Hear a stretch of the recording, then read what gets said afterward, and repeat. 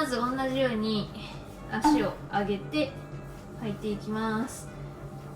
皆さんこんにちは。現代のもののけ姫ことまこです。今日は下半身麻痺のズボンの履き方をやっていきたいと思います。これは私のやり方なので状態それぞれ違ったやり方があるかもしれないんですが、まずベッド上でのズボンの履き方と、あとは女性陣とかに関してはワンピースの着方っていうのを、裾の整え方とかねっていうのをお話ししていきたいと思います。はい、まずこちら今ベッド上にいますけど、お出かけしますよってなった場合、レッグバッグを私は長時間移動するときはつけるので、そういうときはこういったスパッツを中に履いてます。でそうじゃない時とかはこのまま下着の上にズボンを履くことっていうのはあるんですけど、私すっごい汗をなんか異常に下半身にかく人なんです。なので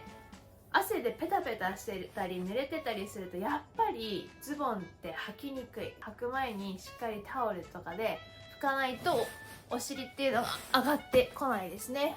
ちょっと角度下に向けて、はい。私は結構緊張が強い人なので、主観の人よりも多分履きづらいところがあるんですけど、まずはこんな感じでね、左右足を通します。で順番的にもなんか1回ずつ右足を上げて下げてっていうするのが私嫌なので、もしパンツ、スパッツ、ズボンを一緒に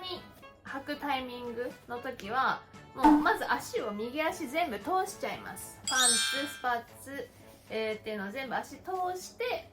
足を持ち上げる回数はできるだけ1回で終わるようにみたいな、なんかそんな感じでやってますね。ちょっとさっきいろいろ動いたんで緊張が緩んでるので結構いいかなと思うんですけど、朝起きた時は本当に体がカチカチで内ももがキューってなっちゃうんですよ、足が。なので真ん中の布もこうやってしっかり上げておかないと上げるのが大変です。こんな感じでね。でよくこうやって引っ張るのもありだと思うんですけど、内側にこうやって入れてこう沿わせる感じで上げた方が上げやすい場合もあります。ただただこうグッて引っ張るだけじゃなくて、内側手の甲でこう持っていくみたいな感じで上げた方が良かったりするんじゃないかなっていう感じですね。はい。でベッドの場合、もし結構もう少しきつめのズボンを履くときはこうちょっと寝ながらこういう感じで左右に体傾けながらこういう感じで上げることもあります。で脱ぐときはもう普通に脱いじゃえばいいので楽ですけど、こんな感じですね。じゃあ次ワンピースいきますか。はい、次はじゃあワンピースを着ていきたいと思います。で上からやっぱワンピースはくぐっていかなきゃいけないっていうのがあるので、ワンピース車椅子ユーザーさんで着る人ももしかしたら少ないのかもしれないんですけど、こんな感じで私はワンピースきれいめ系のを着ることがあります。まずこうやって上くぐるじゃないですか。でそっからこのスカートを後ろのお尻の方にこうやって通してあげます。ただこっからまた直すのは車椅子に乗ってからになるので、まず一旦お尻のこの周りの布だけをこういう風に前に持ってくるっていう感じで、ワンピース着れますね。意外と私はねワンピース着る方が楽だから、車の乗り降りとかない時は、電車移動だけの時はワンピース着ることが多かったりっていうのもあるかもしれないです。かわいいこれ。はい、でワンピースに関して車椅子乗り降りする時にこうやってどうしても布が、ズボンもそうだけどぐにゃぐにゃって布がねどうしても寄ってきちゃうんです。それは一旦置いといて、よいしょ、こういう風に乗ったら車椅子上で調整できるところは調整するけど、まだこれはねやり方があるんですよ。じゃあスカートの直し方ということなんですけど、福岡の家だと両手手すりがないので、こういう風にディップスタンドっていうのが、筋トレしようかなと思って買ったやつがあります。なので皆さんお家でね両手手すりあるおトイレをお持ちの方はそこでやってもらえればいいんですが、こういう風にスカート着ました。ただ乗り降りする時に結構巻き込んじゃってんの、後ろの方とかだからすごい綺麗な感じでロングスカートの場合なってない時がある場合は、こういう両手手すりを持って一旦こう体を浮かせます。でこうやってお尻でズリズリズリって回してあげるとしっかりとスカートの布が前に落ちてきて、ポワーンってしっかりスカート上にね巻き込んでたやつも解消できるので、このやり方でトイレとかでやったらいいと思います。だからこの車に乗った時にあまりロングスカート着ないっていうのも、やっぱりどうしても何回も巻き込みを乗り降りする時にスカートがグニャグニャってなっちゃうのがあるんで、それが嫌だから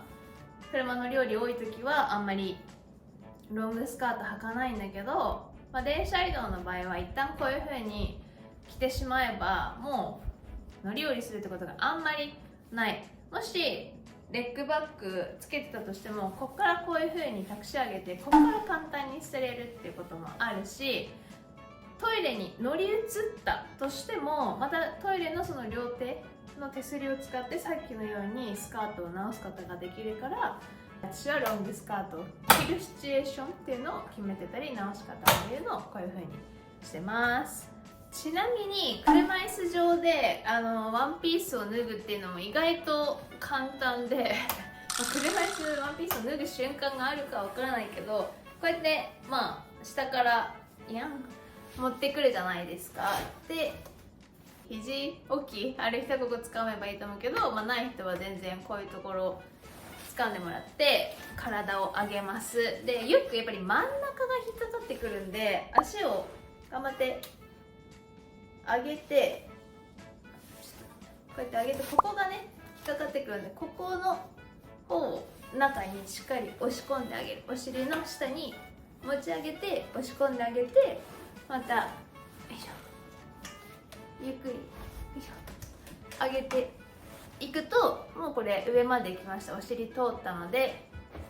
もう脱げるっていうのがありますね。私もそうだけど、足が太い人とか緊張が高い人って真ん中のここに布がはまりがちなので、しっかりここをこうやってまくってあげるっていうことが大切です。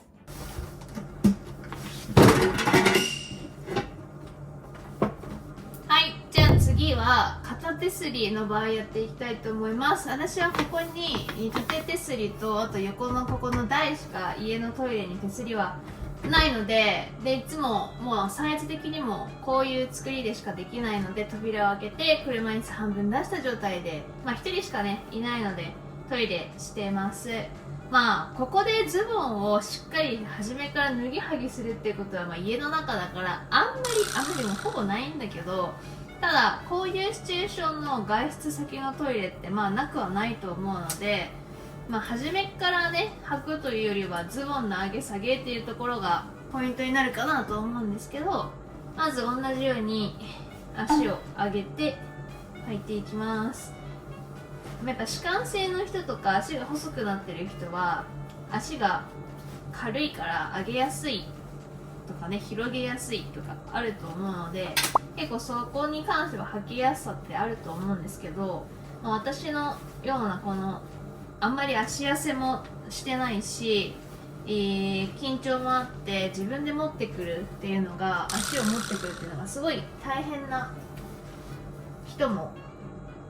いるんです2,3 キロの重りを常に持ってるみたいな感じになっちゃうのでね、結構大変なんですけど、片足ずつ、足を入れていくのは一緒です。やっぱり中にスパッツとか、スパッツ履くことも大変なんだけど、スパッツ履いてた方が後々ズボンとかはサラサラするので、すごい上げやすいんですね。よいしょ。お股に、特に便器に座ってる時っていうのはこう内側に力が、お肉が集まりやすいので、特にこの内ももラインが本当に引っかかるんです。しっかりまずは全体、私は上げてます。片手で太ももを、内側からね、外から掴んじゃったらズボンは上がってこないので、ズボンの中に手を入れて持ってあげる。まず内側引っかかってこないようにしっかり布をね、股の方に持ってきて、またズボンの内側から手を入れてあげる。でそうするとある程度上までズボンが上がってきたなっていう時に、こっちからの方だと見えない、ここを掴んであげてもいいですし、ここが肘置きある人ここ掴んでもらってもいいんですけど、こういう感じで体重を車椅子に預けます。で同じようにズボンを上げてあげる。この時も私はこう引っ張るっていうよりは、やっぱり内側に手入れて沿わせて上げてるって感じが、私はやり方、なんかそういうやり方が多い。でもこっちの方は、手すりがあるので引き寄せて上げるって感じですね。上げやすい方の瞬間ってどっちか必ずあると思うんですよ。だからそっちで結構グッと上げちゃいます。でまた最後にこっちで最後上げ切るっていう感じで、ズボンの脱ぎはぎしてますね。